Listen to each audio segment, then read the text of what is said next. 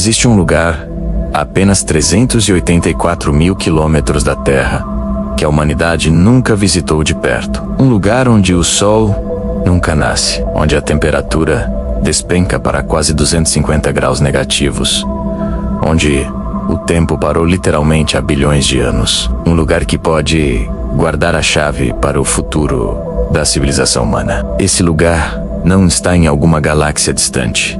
Não exige um telescópio espacial para ser observado. Você pode vê-lo toda noite, dependendo do clima. É a nossa Lua. Mais especificamente, seus polos. Durante décadas, quando os cientistas pensavam na Lua, pensavam em poeira, rochas e solidão. O programa Apollo nos mostrou uma paisagem belíssima, mas aparentemente morta. 6 missões, 12 astronautas, centenas de quilos de amostras, e a conclusão inicial parecia óbvia.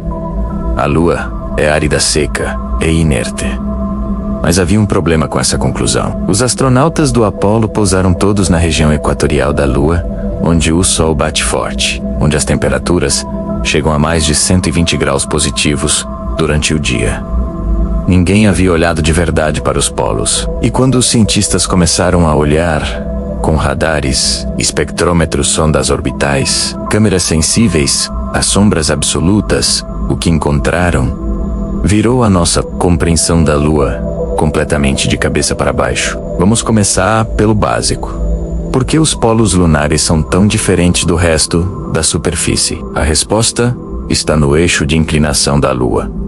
Ao contrário da Terra, que tem uma inclinação de 23,5 graus em relação ao plano orbital, a Lua tem uma inclinação de apenas 1,5 grau. Isso significa que o Sol nunca sobe muito acima do horizonte nos polos lunares. Ele rasteja. Ele raspa a superfície em ângulos rasíssimos, como um holofote apontado quase horizontalmente para uma paisagem cheia de montanhas e crateras. O resultado disso é espetacular e assustador ao mesmo tempo. Algumas crateras nos polos lunares possuem bordas altas o suficiente para bloquear completamente a luz solar. E como a Lua não tem atmosfera para redistribuir calor, o interior dessas crateras nunca recebe um único fóton de luz solar. Nunca. Em 4,5 bilhões de anos. Esses fundos de crateras nunca foram iluminados pelo Sol. São chamados de regiões permanentemente sombreadas. E são, sem exagero, os lugares mais frios do sistema solar interno. A temperatura nesses locais é tão extrema que se torna quase impossível de visualizar. Estamos falando de menos 240, menos 250 graus Celsius. Para efeito de comparação, a temperatura média do espaço interestelar é de cerca de menos 270 graus. O interior dessas crateras polares está a poucos graus do zero absoluto. Não existe frio assim em nenhum outro lugar próximo de nós. E foi exatamente por causa desse frio extremo que os cientistas começaram a suspeitar se algo chegou a esses polos no passado: vapores de água carregados por cometas, liberados por atividade vulcânica, ou criados pela interação do vento solar com o solo lunar. Esse algo nunca teria para onde fugir, nunca evaporaria, nunca sublimaria. Ficaria preso ali, congelado para sempre, ao longo de bilhões de anos. A hipótese era sedutora, mas hipótese é hipótese. O que os dados realmente mostram. A história começa a ficar realmente interessante nos anos 1990, quando a sonda Clementine, da NASA, orbitou a Lua e enviou sinais de radar de volta à Terra. Os resultados mostraram reflexos incomuns nas regiões polares. O tipo de assinatura que a água congelada costuma deixar. Não era prova definitiva. Era um sussurro, mas era o suficiente para mudar a direção de décadas de pesquisa espacial. O que veio depois transformaria a corrida espacial do século XXI. E tudo começa com um impacto intencional, uma explosão controlada e uma nuvem de detritos. A confirmação. Água na Lua é real. Por décadas, a presença de água na Lua foi tratada como especulação científica, menos uma hipótese sem confirmação. As amostras trazidas pelas missões Apollo pareciam confirmar o oposto.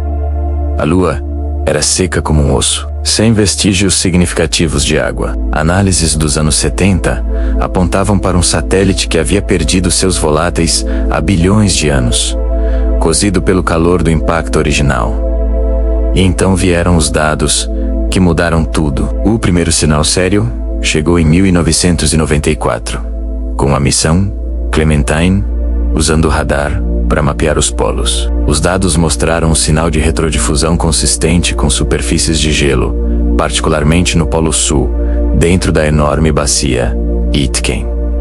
Mas Clementine não foi conclusiva. A comunidade científica exigiu mais evidências, e a NASA respondeu com a missão lunar Prospector em 1998. Essa sonda carregava um espectrômetro de nêutrons, capaz de detectar hidrogênio no subsolo. Onde há hidrogênio em excesso, é provável que haja água. O Prospector encontrou bilhões de toneladas de gelo misturado ao regolito. Mas ainda faltava a confirmação definitiva. Medir hidrogênio não é ver água. Em outubro de 2009, a NASA lançou a audaciosa missão LCR-USS. A estratégia é colidir um estágio de foguete contra uma cratera permanentemente sombreada. O impacto, a 9.000 km/h, criou uma pluma de material ejetado. Os espectros não deixaram dúvidas. Havia água ali. Além da água, detectaram dióxido de carbono e até sinais de compostos orgânicos. A Lua tinha água. Era agora ciência estabelecida. Em 2020, o Observatório Aéreo Sofia trouxe uma revelação. Moléculas de água foram detectadas em regiões iluminadas, na cratera Clavius. Isso sugeria que a água não estava apenas nos polos, mas aprisionada em microbolhas no regolito, criadas por impactos de micrometeoritos. Pesquisas revelaram que regiões permanentemente sombreadas são abundantes em microescalas. A quantidade total de água pode ser substancialmente maior. O Lunar Reconnaissance Orbiter mapeou temperaturas com precisão, confirmando que os depósitos de gelo estão concentrados em certas crateras. Os polos lunares são repositórios onde a Lua acumulou, ao longo de bilhões de anos, uma farmácia química trazida por cometas e asteroides. E onde há química rica, há recursos. E onde há recursos, a humanidade eventualmente aparece. A água é a manchete, mas os polos lunares guardam um inventário muito mais vasto e surpreendente do que simplesmente gelo de água. À medida que as missões se tornaram mais sofisticadas, o catálogo de substâncias detectadas nas regiões polares da Lua revelou uma complexidade geoquímica inesperada. Cientistas chamam isso de herança química do sistema solar primitivo. O impacto do LCR-USS revelou monóxido de carbono, dióxido de carbono e metano. Também foram encontrados etileno, etanol e sulfeto de hidrogênio. A presença de carbono e hidrogênio em regiões geladas é extraordinariamente significativa. Essas moléculas estão associadas à química prebiótica, que pode gerar aminoácidos, as peças fundamentais das proteínas. Não há vida nos polos, mas as regiões sombreadas preservam moléculas orgânicas que chegaram via cometas há bilhões de anos.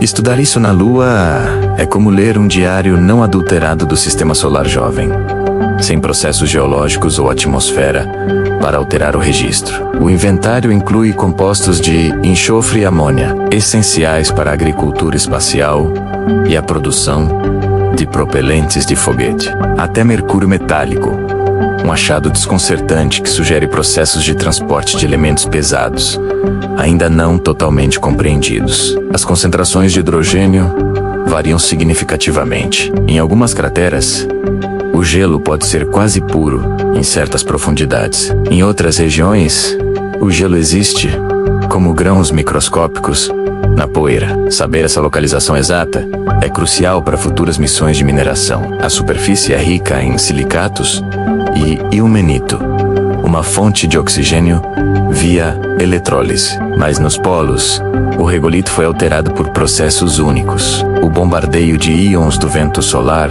implantou hélio e hidrogênio nas camadas superiores do solo ao longo de bilhões de anos. O Galil 3 merece menção especial. Esse isótopo raro é o combustível ideal para futuros reatores de fusão nuclear de segunda geração. A Lua contém quantidades vastas de HLiO3, prometendo energia limpa, sem os resíduos radioativos de longa vida. Os polos também oferecem território estratégico, as chamadas regiões de luz eterna, localizadas nas bordas elevadas das crateras. Devido à inclinação axial quase zero da Lua, alguns cumes recebem luz solar por até 95% do ano lunar, diferente das regiões equatoriais, com 14 dias de escuridão. Esses picos permitem geração de energia quase contínua, via painéis solares. O Monte Malaport e a borda da cratera Shackleton são exemplos perfeitos. Shackleton combina luz eterna na borda e gelo no interior. É como se a natureza tivesse projetado um posto avançado ideal, unindo energia solar abundante e água congelada acessível logo abaixo. Por isso, agências como NASA, ESA e agências da China e Índia designaram o Polo Sul como prioridade absoluta para as próximas missões. O Polo Norte também é de interesse, mas o Sul concentra atenção estratégica por sua combinação única de recursos e luz. As missões que foram lá e o que encontraram, a história das missões aos polos lunares é uma narrativa de acertos, fracassos e reviravoltas. Revelam tanto sobre os limites da tecnologia, quanto sobre a complexidade do ambiente que estamos tentando compreender. Cada missão trouxe um pedaço do quebra-cabeça. E o quadro que se forma é muito mais intrincado do que qualquer modelo simples poderia prever. O Lunar Reconnaissance Orbiter, lançado pela NASA em 2009 e ainda em operação, é o instrumento mais importante que já estudou os polos lunares. Com 7 instrumentos científicos, o LRU mapeou a topografia lunar com resolução de até 0,5 metros por pixel U, suficiente para enxergar objetos pequenos. Seus dados revelaram que as regiões mais profundas do Polo Sul atingem menos 247 graus Celsius, apenas 26 graus acima do zero absoluto. Isso confirma que essas regiões são mais frias do que a superfície de Netuno, um fato que desafia a intuição. O espectrômetro de nêutrons do LRU confirmou as concentrações de hidrogênio, permitindo que cientistas mapeassem a distribuição do gelo com mais precisão. Curiosamente, os dados sugerem que o Polo Norte pode ter mais hidrogênio no geral. Embora o Polo Sul tenha concentrações particularmente altas em áreas específicas, em 2019, a Índia enviou a missão Chandrayaan-2.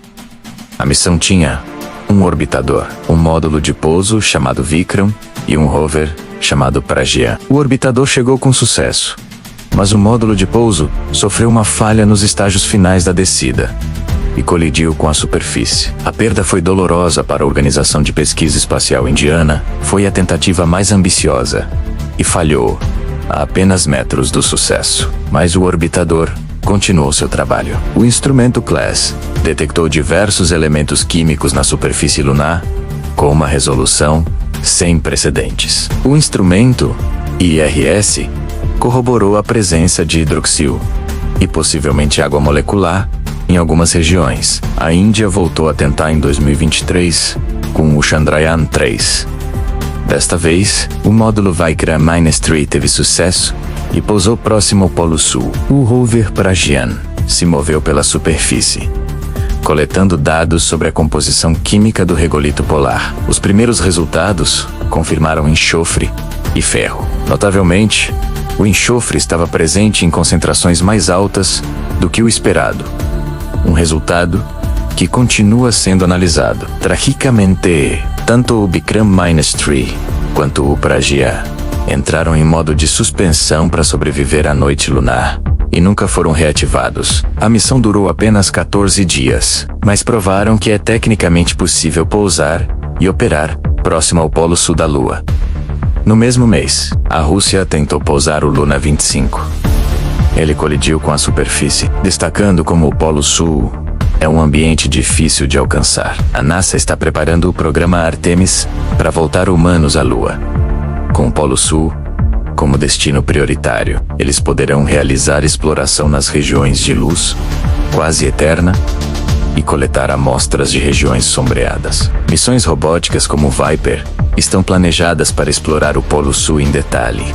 perfurando o solo para amostras de profundidade. O Viper é o primeiro rover projetado para o ambiente polar. Sua broca pode penetrar 1 metro abaixo da superfície. Ele dirá se o gelo está em camadas ou se existe solo úmido, informações essenciais para a futura extração de recursos. A China, com seu programa Change, está igualmente focada. Eles planejam estabelecer uma estação lunar na região polar nas próximas décadas. Isso criou uma nova corrida espacial para estabelecer presença nos pontos estrategicamente mais valiosos da Lua. Há um número limitado de locais de pouso ideais. Os picos de quase luz eterna e crateras com gelo acessível são poucos. A corrida pelos polos lunares é, em última instância, uma corrida por propriedade imobiliária estratégica no único lugar que podemos colonizar em escala. O futuro da humanidade pode muito bem depender do que encontrarmos nessas sombras geladas. Diante de tudo que foi descoberto nos últimos anos, pode parecer que o mistério dos polos lunares está essencialmente resolvido. Mas a verdade é que estamos apenas no começo. A ciência dos polos lunares está apenas engatinhando. Para Norbert T. Groffer, do Instituto de Ciências Planetárias, a área de estudo está apenas começando. O primeiro grande vazio é o mapeamento. Sabemos que há gelo e aproximadamente onde ele está, mas não sabemos com precisão quanta água existe, em que concentrações, profundidades ou estados físicos. O experimento da sonda LC-RUS, em 2009, que colidiu com uma cratera, foi uma das poucas medições diretas feitas. A LC-RUS mediu 6% de gelo, mas isso foi um experimento único. Precisamos de evidências definitivas. O segundo vazio é a distribuição subsuperficial. Entender como os voláteis se distribuem abaixo da superfície é crítico. Há um oceano congelado a dezenas de metros de profundidade. Essas perguntas impactam a viabilidade de extração. O terceiro vazio é a química das regiões permanentemente sombreadas. As PS.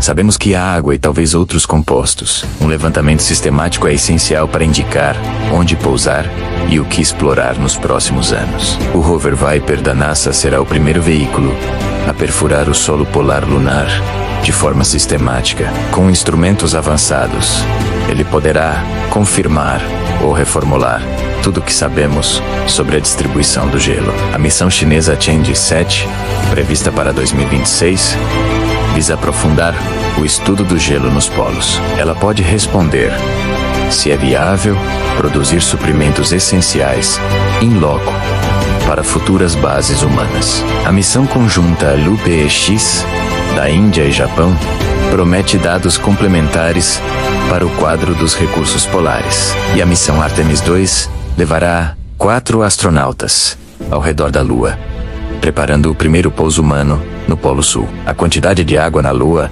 é muito maior do que se supunha no final dos anos 1990. Esta revelação impulsionou pesquisas sobre o uso de recursos naturais para a permanência humana fora da Terra.